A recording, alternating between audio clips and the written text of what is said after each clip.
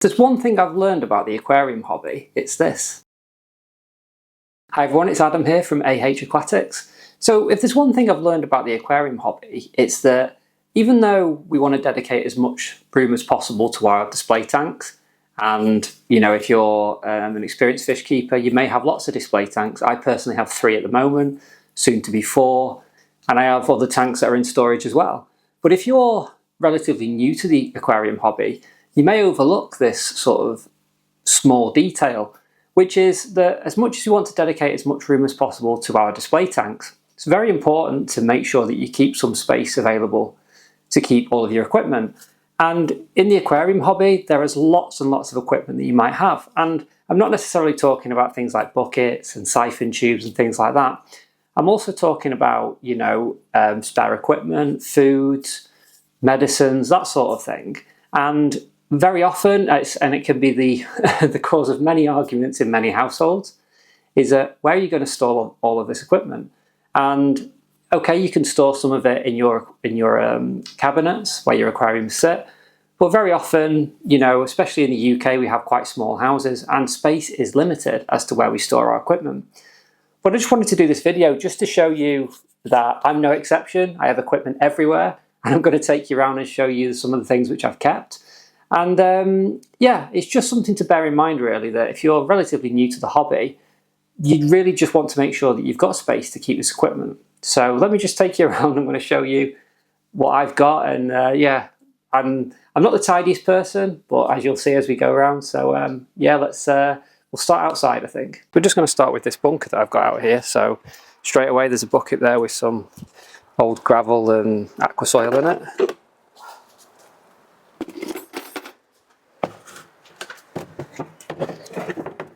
And then in here I've got some tubing, all sorts of different tubing there, which again, I'm not using all of this at the moment, but I might start to use it at some point in the future. So we've got all sorts of different things there. So there's a pirate ship there, we've got different woods, we've got some cereal stone from a tank we've just recently broken down. It's always good to keep this stuff, especially when you're redoing tanks. We've got some bit of an algae scraper there, don't know what that's doing in there. Got some river cobbles, got some bigger pieces of wood just here. What else have we got? Groot. We've got Groot hiding just there. There's Groot. So he's in there at the moment. So we've also got this was supposed to be for like a snail tank or a shrimp tank, but it's far too small, as you can see. So we've also got some sand, so that is pool filter sand there.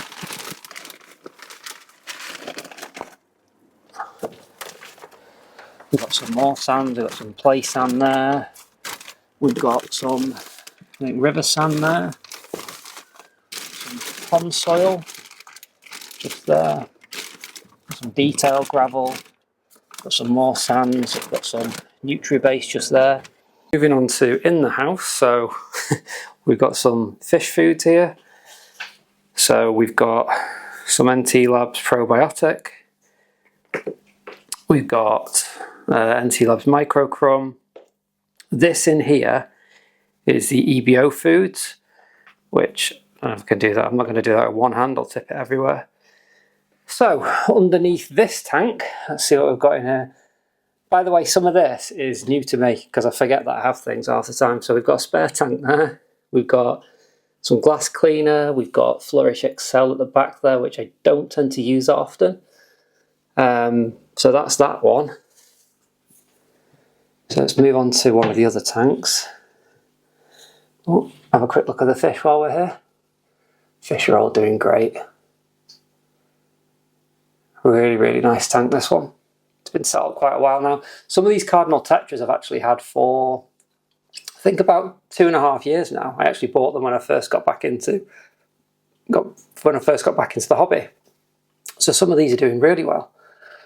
Got the red tail penguin tetras up there as well, which are doing quite well. Still nasty little things really to each other. Not to anything else in the tank, but the only time they're peaceful is like, well, actually I say that, one chases up, one away. At feeding time, they're quite calm, and then it all goes to carnage after feeding time. So moving across to the sort of Rasbora community tank, sort of less aggressive this one. The other tank, I would say I've got two community tanks, this one being the sort of less aggressive of the two. So we've got the endlers and CPDs, some rummy nose tetras and loads of shrimp and everything in there. In fact, I've mixed the red and blue shrimp together now, so we've got some skittles going on down there, which look really, really good under this this Hygge light. So let's see what we've got in this cupboard here. So we've got our Filter Smart Oase filter, and then we've got this. What's this? Oh, that's just some more sort of scatter gravel.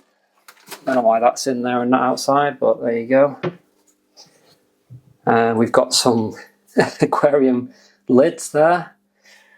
And then moving on here, we've got a bucket full of all sorts. So I've got my siphon tube, which I created this myself actually. So you can hang this over the side of the tank, turn this to open the valve, and then if you just suck on the other end, it'll take the water out. And then I also connect this to this pump, put it in the sink with a bucket, let the water overflow, and pump it straight back into the tank, sort of like, I guess like my own sort of Python, but you know, a little bit more of a faff, but it still works quite well. So we've also got a jug there, we've got some more jugs down there. We've also got all of these, which I keep all of these from when I get plants, so I've got all the plant weights there. We've got the sort of, well, I call them lead plant weights. It's not lead anymore, but we've got those as well. So they're quite useful, so I keep those. I say I'm not using this stuff all of the time, but it's really useful just to keep hold of it. Onto this other room, we've got, so currently this unit has got no fish tank on it. I'm getting rid of that unit, I'm going to put something else there. So we've got some Profito, some water conditioners there. We've got some smart plugs, just for timers. Got one of the traditional ones there, and this is one of the Bluetooth ones. And then I've got this vase, which has got all sorts in it. So we've got Aquascaping tweezers, we've got nets, we've got a background there, we've got a razor scraper there. We've got a turkey baster just for blasting out sort of detritus from different areas of the tank.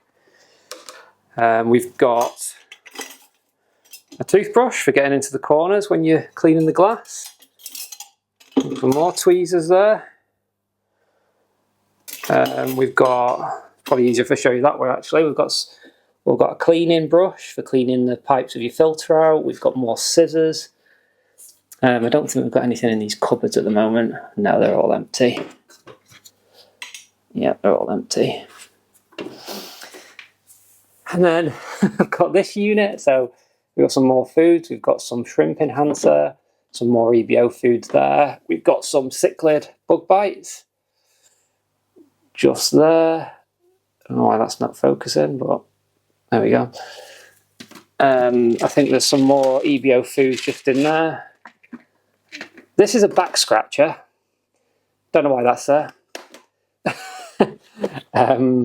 We've got a test kit there.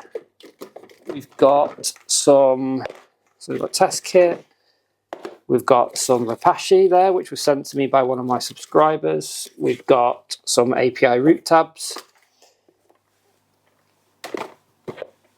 What else have we got in here? We have filter floss. I use this actually just for sort of tying my houseplants. So we've got that. I've got one of these. I don't know what you'd call that. Sometimes I use that if I'm feeding frozen food, like brine shrimp. I just sort of squeeze it up into there and then put it in the tank. This is a TDS meter, which I bought as an experiment. I don't really use it, to be honest. We've got some glue in there. These are razor blades for the scraper. We've got some pegs.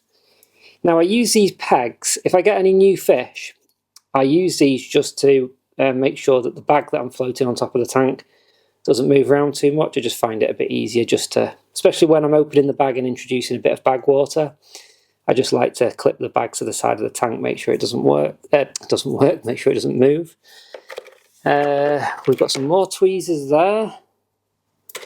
We've got these. Now these are really handy, especially if you're going on holiday. So, and you've got someone coming in to look after your fish. So these are sort of like the little medicine pots for people who need to take multiple tablets per day. So you have them for different days of the week.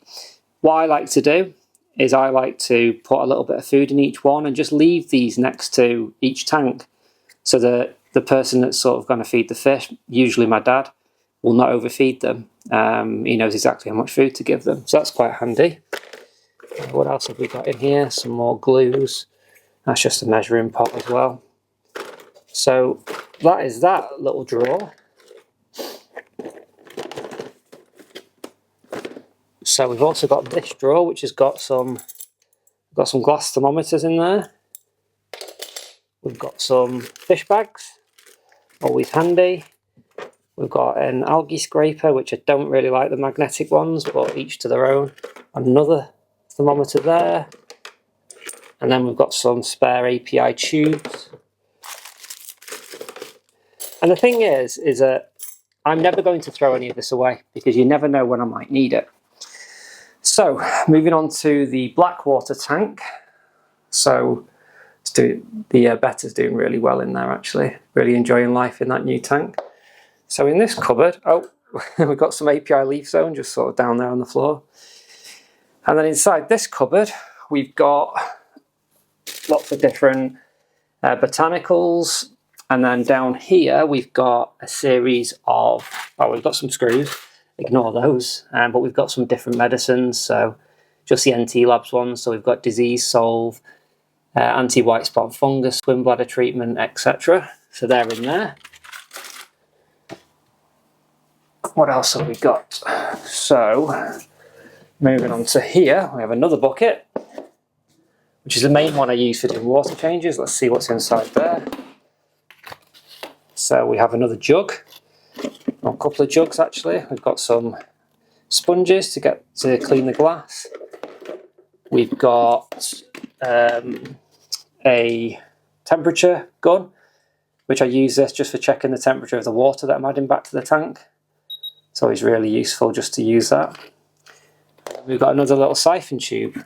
So that's that bucket. And last but by no means least, I have this tub, which is a 60-litre tub. And this is just full of all sorts of things. So I'm not going to take it all out, but I'll give you a quick little look. So we've got these baskets for hanging on sort of pothos and peace lilies onto the side of your tanks. We've got another smart plug.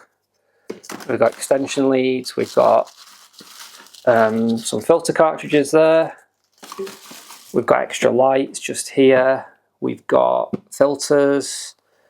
There's several filters in here actually. We've got heaters. There's a spare one. There's another one there. We've got a spare surface skimmer. We've also got a bag. Got a bag there of sort of different pipes and tubes and things. Again, you never know when you might need them. I've got some more lights down there. And I think at the bottom, which you can probably see, maybe that way, there is a big canister filter down the bottom as well, which I've had for nearly 20 years now. Don't know if it's going to work anymore. I'm hoping to maybe try it when we do the new build for the new tank that I'm going to be getting soon. So fingers crossed it will still work and save me a little bit of money. Okay, so you might think that naturally, you know, I've built all of this up over a period of time, and I really haven't. I re-entered the hobby, as many of you know, around 2 years ago now, and I'm still, in many ways, still finding my feet back in the hobby. But if I could go back to sort of 2011, which is when I got out of fish keeping for quite some time, one thing I've learned from then and coming to now is that I wish I hadn't thrown anything away.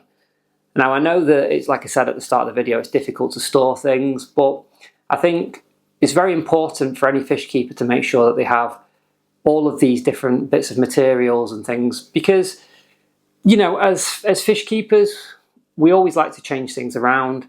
And on top of that as well is that it's always good to have extra filters, extra heaters in stock, because you just never know when you might have an issue. And similarly with the buckets, you know, okay, I've got 2 buckets there which I use for water changes. But again, you may find yourself in a situation where you need to quickly get fish out of your tank and put them somewhere. And it's good to have, you know, a spare tank if you can, or a spare bucket. So I suppose the point I'm trying to make really is that for anybody out there who shares a house with anybody and they're sort of moaning at them because their fish tanks take up too much space, what I would say is that the fish tanks should probably take up the least amount of space, in my opinion anyway. I think that you should always keep as much space free for storing your equipment and spare parts and things like that, because you know, I think it's a crucial part of fish keeping.